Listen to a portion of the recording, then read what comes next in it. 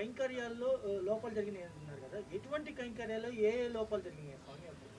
చెప్పాను కదా, ఇదే ప్రసాదాల్లో కల్తీ జరగడం అనేది ఒకటి. అది ప్రసాదాలు తిన్నప్పుడు కానీ ప్రసాదాలు చూసినప్పుడు కానీ అది ప్రతి భక్తుడికి అర్థమైపోతుంది.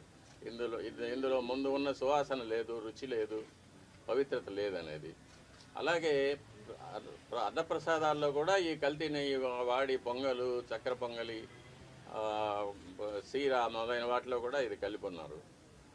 ఇది స్వామివారికి మా చేతులతోనే నైవేద్యం చేయవలసిన దురదృష్టం కూడా మాకు ఏర్పడింది.